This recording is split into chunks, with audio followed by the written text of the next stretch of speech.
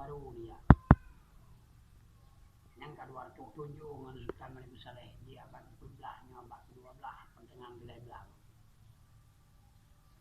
Berarti nyo dengku lebih awal Sultan Malikus Saleh ya? Nek begini 2 abad ah. Nek begini pada punya aku. Maka dia cucuk, cicit dan camnya gede. Hah? Jadi camnya gede nanti pada beliau. Bidin Sultan Tikurullah tu. Yang itu dua, yang pertama yang dalam wali Allah. Juga beliau yang pertama aja baca lembaran Al-Quran dan juga menyaksikannya zaman sebelum Al-Quran yang tersirat di bintik Ka'bah dulu. Jadi maka beliau yang dibaca malah menafsirkan berketik rupanya inilah Malik yang saleh. Malik itu artinya raja, salehnya tata takwa hingga beliau berubah nama menjadi Malikus Saleh.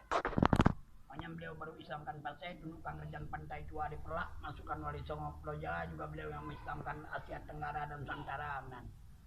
Yang di samping daripada beliau, dia meninggal beliau pada tahun 1227 berdepatan dengan Hijriah 636 Hijriah.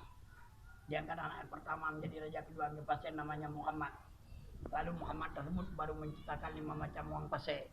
Yang dibuat materialnya emas, diberi nama dirham, dibuat sama perak namanya ringgit, diberikan nama dibuat sama tembaga namanya kupang, sama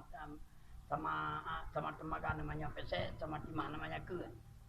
Hingga 5 macam uang tersebut itu pada tahun 1332 sudah beredar di Asia Tenggara dan Nusantara.